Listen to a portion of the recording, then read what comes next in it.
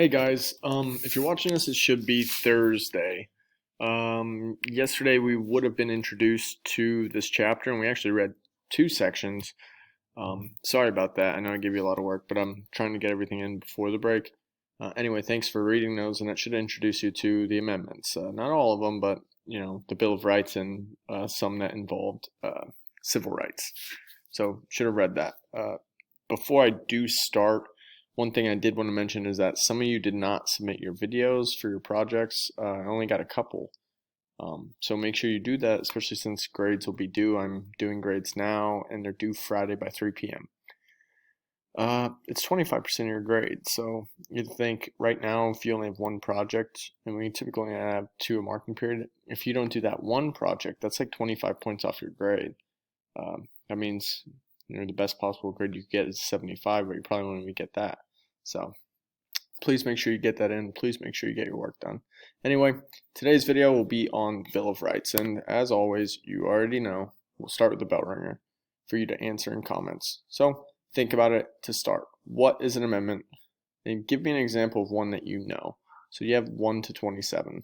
You should have read this 24 hours before this. So hopefully you know at least one amendment. So tell me what it is and what it does. My second question is, what amendment would you propose as a 28th amendment and why? We've kind of asked this before in class. I know in class you guys are online, but in class we discussed this for a long time.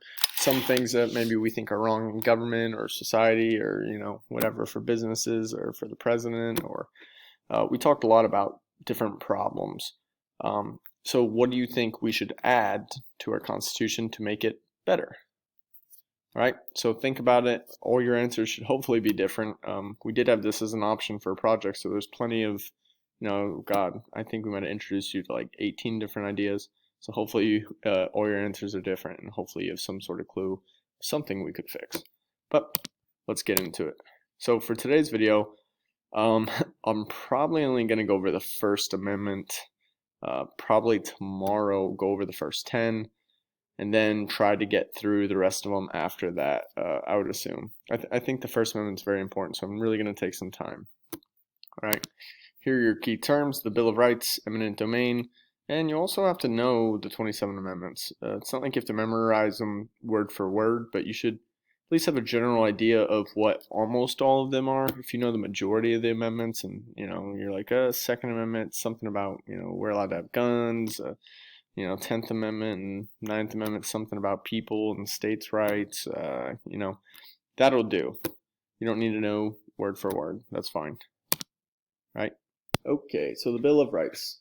If we remember, this was not a part of the original Constitution. Many states wanted it, and they wouldn't even ratify the Constitution unless they were promised the Bill of Rights. So we did want it, but we didn't get it till after, and approximately 2 years after. 1787, the Constitution would be written. 1788, it would be ratified, operating by the following year, and then the following year after that, the Bill of Rights would be introduced. And then 1791, again, another year after that, the Bill of Rights would be ratified. And states and people and the founders, they wanted this just, to have things outlined, what the federal government can do, what it can't do, state government can and can't do, what people are allowed to do and not do. It's kind of to avoid tyranny of any kind at all levels, right? At taverns and churches, news publishers, people in general at this time kept saying, no Bill of Rights, no Constitution, no Bill of Rights, no Constitution. So the only way we even get the Constitution, a government plan that we have now, was if they promised and actually implemented a Bill of Rights. So this was a big deal to a lot of people. And the original Bill of Rights was actually had 12 in it. Well, actually, it had 20 in it, and then it was cut down to 17 by the House, and then it was cut down to 12. But the states only approved 10. So the Bill of Rights could have been actually 20 amendments, but it didn't get that far. The two left out, well, one was the 27th Amendment, so later it would come to fruition. And another one just basically stated that we would have 50,000 people per district for representation. That means we'd have something like 7,000 congressmen and women now. So probably good that that's out as well. And to kind of summarize what the first 10 amendments are, well, they are the Bill of Rights, but they're also there to protect citizens and their rights. I tried to make these points because it kind of seems appropriate as a summary for that. The bill grants and prevents government power. And you'll know what I'm talking about when we go over the amendments. At the same time, it secures individual liberties and due process of law. That's probably the biggest things. Basically gives people and states freedom to do certain things, then also protects us from and by the law. All right. So these are the biggest things when you think of the Bill of Rights. Please remember this statement especially. All right. So the first one, I will read this one for you, and then probably not the other ones, unless they're short. Congress shall make no law respecting an establishment of religion or prohibiting the free exercise thereof or abridging the freedom of speech or of the press, or the right of the people peaceably to assemble and to petition the government for a redress of grievances. So there's a lot in this, and this is probably my favorite and probably the most important, arguably. Let's look at each little piece of this. So I took the big words, put them down there. All right, let's break it down. First, it states that we don't have like a state-sponsored religion, right? Now, prior to this, if you paid attention in history classes or if history classes went over it, some states, some colonies did have an official religion. Many countries had an official religion. And if you're not part of it, you're screwed. Some of our founders, like Jefferson or Madison, they kind of weren't really that much into religion. Some of them were religious, but some of them were atheists, like Thomas Jefferson. It doesn't mean he didn't think Jesus was a good guy. He just didn't think he was supernatural. Now, I think this is a tough one to grasp because study after study, I believe it was actually The Atlantic, I think in 2016, they put out an article surveying people. A couple things. One point to make was 1 in 6 believe that the U.S. is a Christian nation officially. Like, they think that's in our Constitution. They also think 1/3 of people think the official language is English. 1 in 4 could name one aspect of the First Amendment. So 25% of people could at least name one thing of the First Amendment. 2/3 knew it created 3 branches of government, but only 1/3 could even name the branches of government. However, the survey also concluded in 2016 that 90% of people are very proud of the Constitution and, the Bill of Rights and the amendments. It just seems like, based on that data I just shared with you, nobody has a clue what any of it is. So my first point with the religion was that a lot of people actually think that we're a Christian nation. We're not, the majority of people are, but it's not at least or recognized officially. So that might burst some bubbles. Another point for me even telling you this data, if you get this stuff, if you pay attention enough in my civics class, I know I ramble on a lot, but if you actually can understand this and keep it with you, you'll know more than most people about civics. And in today's world, 2020, for instance, people are political junkies. And that is for sure. Everybody's a political social studies history expert online, right, on Facebook, in the sound off and the Hobart News comments, but they're not actually. So again, for you to even believe, keep your beliefs, whatever side you're on, but for you to be actually knowledgeable on it, please pay attention to this stuff. I'll give you a couple more statistics from this study. 83% of people failed a basic civics test. That's bad. Half the people couldn't tell you who one congressman was. 80% of college seniors, even college seniors, would have received a D on the civics test. Right? So this is bad, guys. This is definitely concerning. I just wanted to go over that data quick as I talk about, the First Amendment to start you guys off. So we don't have a religion. Most people are what we said before, Christian, different divisions of Christianity, of course. But we don't have an official language, or not official. We don't have an official language, but not an official religion either. All right. So the next one is freedom of speech. So this is an awesome one, especially if you, again, study history and study our country and other countries. For instance, it's probably nice that you guys, if it's a Trump or if it's a Biden, you can say you like them or you can say you really don't like them. And you don't have to worry about, being put in jail or killed or your family killed, right? Like, this is a real reality for some people when they speak up against leaders. You know, for instance, look at like all the intellectuals of the world or world history. Whether it's even like Socrates, for instance. Teaching kids critical thinking skills and how to question things. Socrates then was convicted by government and needed to drink hemlock and poison himself. Look at Jesus Christ. If you're religious, if you're not religious, he's going around teaching people things, and he's mad at some churches. He was mad at some businesses, people being bad to people. So the government basically crucifies him. So people don't often like freedom of speech, or at least they don't like it when it opposes their own views. Luckily for us, you can criticize government, you can criticize other people, you're allowed to criticize the other political party, and you don't have to too often worry about danger. Now, there's some speculation with cancel culture. We could talk about that later. The other exceptions to that rule are threats like violence. If I say something about, I don't know, let's say Mr. Guerrero. Well, if he says, like, I'm going to beat you up or I'm going to shoot you, like, all right, well, there's a limit on your free speech. Then I could take him to court. I could get him in trouble. Same thing with slander, like defamation. If I say, I don't know, let's say Mr. Guerrero likes to punch 12-year-old girls in the face, or something like that. Like, I'm defaming him. I'm committing character assassination. Like, you could actually sue me, and you could be like, people listen to you, Mr. Gribos, and you just said that awful thing about me. It's not true, and now kids don't want my class, parents don't want my kids. You know what I mean? You could go on like that. So another one are false facts or false statements. This is a weird one lately, because I think more and more you're seeing that people have what they call quote-unquote alternative facts. I'm trying to show you a picture to give you an example. All right, so here's an example of fake facts. Like I said, this was, in the past, this has been, something that you could get in trouble for, if you're giving false statements and false facts. But more and more, this has become okay. So I'm not sure what the future and the legacy of alternative facts or fake facts mean anymore. For instance, if Trump is your guy or if Biden's your guy, I'm saying I don't care for right now.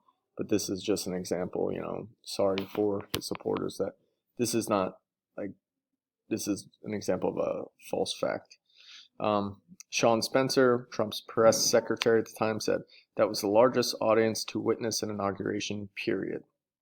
Well, that wasn't true at all. That was fake. So we have to understand the difference between facts and opinion. Unanimously, experts concluded that Trump's crowd was about 1/3 as large as Obama's. Nevertheless, Kellyanne Conway would later go on to say, I don't think you can prove those numbers one way or another. There's no way to quantify crowd numbers. So this was like a tough one. So I don't know what to say for this. I'm not a huge fan of either, but sometimes facts, this is a conservative quote, facts don't care about your feelings. So what is the legacy of fake facts and just lying and misleading and making up things? I don't know right now. Often we're in a battle in 2020 for what is truth, and for whatever reason now, it has become, I guess, truth is up for grabs. You can debate it, and all truth is subjective. Like, there's not facts anymore. I think this way because blah blah blah, and if you think that, it's fake or whatever. I don't know. It's tough.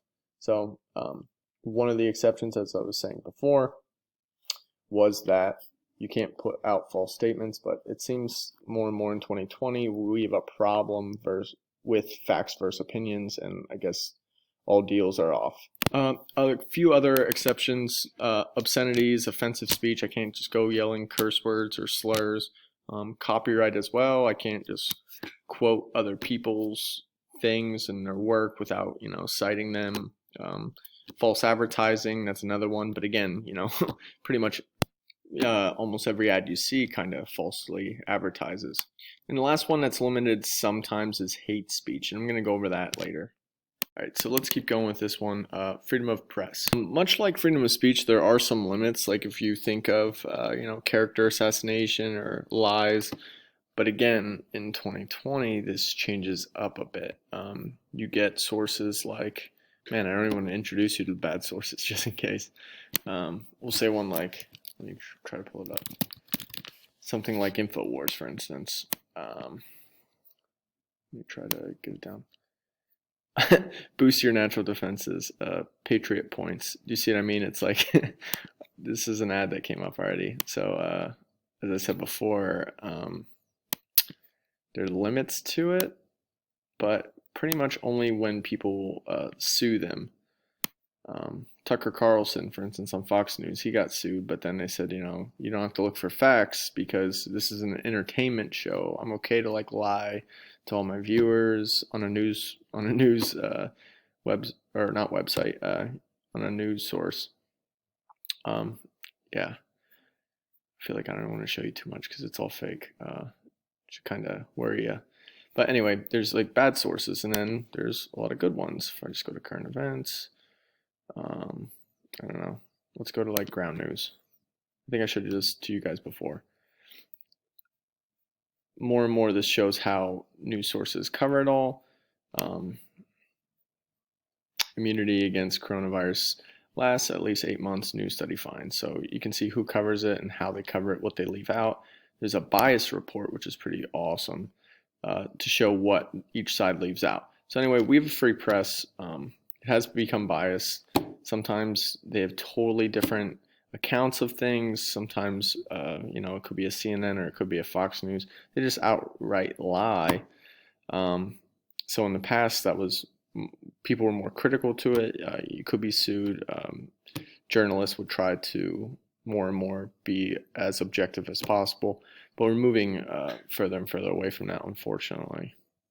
But luckily, in our country, we at least do get to have all these different sides reporting on stuff, reporting on Trump or Biden, and the news source doesn't have to worry again about being killed. They don't have to worry about their families in danger, and that's not the case even today in 2020 in certain places. Off the top of my head, you can think of the North Korea, perhaps Cuba, Syria. They're in like civil war. Maybe Libya, Burma, and so on. They don't get these opportunities to report as we get to. So freedom of press, super huge, super important for us to understand what's going on in the world, even if we do have different sides, even if the different sides are biased. But us as citizens should try to make sure that, whatever side we are, if you're a CNNer, try to make sure that they're as accurate as possible, as honest as possible. If you're a Fox Newser, try to make sure that they're as accurate as possible and as credible and honest as possible. Because 2020 is special for all this stuff. Or typically, like in years past, I would not spend that much time on this stuff. But again, it's like a battle over truth today. It's really weird for us. It's a weird time for us. Another awesome one is assembly. Congress can make no law stopping peaceful assemblies. Again, okay, anyway, I thought this was going to be an easy one. But we fight about this too now, with rioting, looting, protests. What is a riot? What is a looter? What are the protests? How many are peaceful? One study said in the over 7,000 ones that 93% were peaceful. And it doesn't take into account, the small ones, the protests that we had on Market Street in Shamokin or the one in Bloomsburg and so on. Probably most are peaceful, and that's what the data suggests, but that might not be what, for instance, maybe Fox would portray or some other sources, because sometimes, they're, millions of dollars in damages to government property or businesses.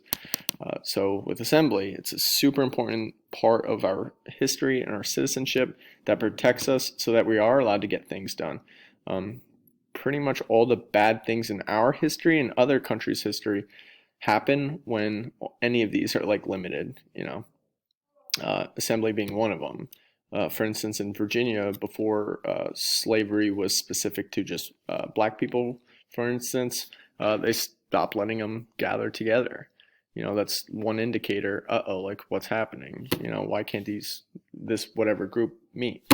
Okay, well, it was to take away their rights and stop them from marrying white people and stop them from owning gun and lands and so on. You look at Virginia in 1660s, 1680s, you'll see those trends, you'll see those laws, and it starts with this and this, and you take away their guns and other things. Like it's a pretty standard formula. Whether it's our history, Spain's history, German's history, China's history, Korea's history, Britain's history. We can keep going. Super important for us to be safe and protected from government. Another one is petition. Same thing. Citizens have a right to address the government with concerns and grievances. So if there's things we don't like, whatever side you're on, we are supposed to have the power. The government is supposed to serve us, or why else do we have government, right? This is one of the things written in the Declaration of Independence. They're there to serve us, or else why do they take my tax money? Why do we have them? That's the whole point. So I have a couple things to show you. I think this was from 2017. It probably remains the same. We should protect freedom of religion. We are a mixed bag. We have a bunch of everything, and the world is pretty mixed as well. And we're not the only people in the world. Christians, okay, 2015, this date is from. Again, it's probably very similar. It's in the world. I'm just going to skip this, guys. If you want to pause the video and check it out, you can. I just wanted to make the point that freedom of religion is important. I had a student email me about deleting these saying I could just make the layout blank. She's right. All right. So a couple other examples I was going to show you about the First Amendment, because students blow off the First Amendment. They blow off civics in general, and I'm like, are you kidding me? Do you not see what happens around the world, not just historically, but even today in 2020, when they're lighting Christians on fire in cages, or they're killing Buddhists or Muslims or Hindus all throughout the world. We still fight about this stuff. This is a big deal, and it's pretty awesome that our country actually protects us and our religions, or if we don't want a religion, it's nice that they don't force it on us, because historically things have been bad. This was an example when I cover in PA history, for instance, when Pennsylvania is a religious haven. We just look around the globe at different areas, things going wrong, like executing Mennonites in 1500s. We go to 1600s, even in Ireland. If you're Protestant, you're not an Anglican. Same thing that could happen. Keep going. I don't know, best case scenario, maybe you're just ousted. This is be an example where 20,000 Lutherans were expelled from Austria. So that's a lot better fate than, some of the others. And we can even keep going into our own country, past 1700s, 1800s, 1900s, Italians weren't even seen as white people at that point in time. They were fearful of them, and Irish, but more specifically Catholics. It wasn't just an Irish or an Italian thing, but that was part of it as well. But Catholics, for instance, you see an alligator here, it's actually like a pope or a bishop. That's their hat. And they're portrayed as a monster coming overseas, from Italy, from Rome, and being a huge danger to the people, the public. It has a school in the background. You can't really see it, but just showing schools in danger, our country's in danger. Why are these Catholic kids not going to public school? Why are they not going to school with my kid? What are they teaching them over there? Who are they actually going to serve? Are they going to serve the president, or are they going to serve, that guy from Rome, the Pope? So there's a big fear. So thank God that we have the First Amendment, specifically the religion part. We could even keep going, with the Jewish group and so on. But, some Jews are religious Jews and some are secular Jews. So, and there's more to this, but it was another example I talked about in previous classes. But you guys get the gist. Probably important we have this, so that all this stuff isn't happening even into the 1900s. And it's not just our country, but others. Well, the student's going to kill me that I didn't just change it. But same thing, one of the other controversies, remember I gave you several exceptions, but one is hate speech. Now this is something that's debated, and it depends where you go, what you can say and what you can do. One of the recent fights in 2016, 2017 was over gender pronouns and trans people. What do they want to be called, and if you do call it or you mistake them, is that a problem? Is it a crime? Is it a hate crime? Another one would even be the Westboro Baptist Church. So like, is this allowed? Hate speech could be about like, your gender, your race, your religion, whatever else. But maybe it's just something like this. Like, this is allowed technically. The Westboro Baptist Church, you can check out their website. Their website's actually, and I'm quoting, by the way, www.godhatesfags.com. It's absolutely like horrendous. It is hateful. It's awful. But this is protected technically. They will go to soldiers' funerals and picket it. And they try to like, back it all up. I went on their website. On their FAQs, they'll basically say, the Bible says this, and they have verses that they try to pull up to defend it. Anyway, should that be protected? Well, it is. It's a brutal one, and we still fight over hate speech. So, one of your projects will be this as well. So you guys can tell me your thoughts on it. And you can even share your thoughts in the comments too. I do read your comments. This is another one. I had a student just present on this, as a 28th Amendment, we should protect flags. This is also another one that's protected, but it's super controversial. Should this be allowed? Should it not? It's a rough one. It's a messy one to talk about, but definitely worthwhile. We can definitely have that conversation for sure. In addition to that, with freedom of press, other controversial stories that have to do with our First Amendment. You get Julian Assange. Right now, he is being tried, and he might be found guilty here soon. Basically, he's a website that has information about leaked, government officials, powerful people, countries, businesses. So it has a ton of stuff. This is where people even found out, if you remember in 2016, Hillary's emails. Well, people leaked it. So he basically provides a platform that you can upload your leaked documents around the world, and it's super cool website. I think it does good work. See, there's Hillary Clinton's email archive where she talks about droning people. So pretty messed up. Sorry if you're a Hillary fan or not. Sorry if you're a Trump fan or not. I feel like I'm making everybody mad in this video. Anyway, super important work. This is a freedom of press, but this is technically stolen information. So like, where does this stand? What do you guys think? But it's another resource you guys should use on your own and go check out. Super interesting. Another one in that same train with freedom of press or freedom of information is Snowden. Is he a traitor? Is he a patriot? He'd be the one basically exposing that the government's actually spying on you and like everything on your phone, on your Snapchat, on your Facebook. They're watching me through my lens on my camera on my laptop right now. Ooh, it's weird. And they collect a big data file on you. But he exposed it and nobody really cared. Now he's hiding out in Russia and he's wanted. So this is a big deal, is it not? We do have the First Amendment. You have freedom of press and speech and even privacy, freedom of expression, right? Does this count? Does it not? But, these are the issues going on now. Do people care? Does it matter? Yeah, for sure. If you want to learn more about other whistleblowers like this guy, it's a website, Courage Foundation, and they have a bunch of other people on there too. Super cool, super interesting. All right. Now, there's definitely more I'm just like skipping that I would have talked about. But, protesting, it's important. Petitioning, it is important. There's plenty of chapters in our history where this stuff is taken away. And it's not good. Like, the First Amendment basically makes our country one of the greatest. And then when we don't follow it, when we don't follow some of these things, it's when our government has committed like the worst things to like our own people or others. So definitely important, definitely my favorite. But I'm going to stop there for today because I think I went on for too long. Let me know if you have any questions. If you're interested, definitely check this out and check this out and check this out and, think about this. And probably don't go on this website. It's weird. But definitely check this stuff out. Very, very important. Still debated today. Still contentious stuff today. All right. I want to know your thoughts. So leave it in the comments. I'll comment back.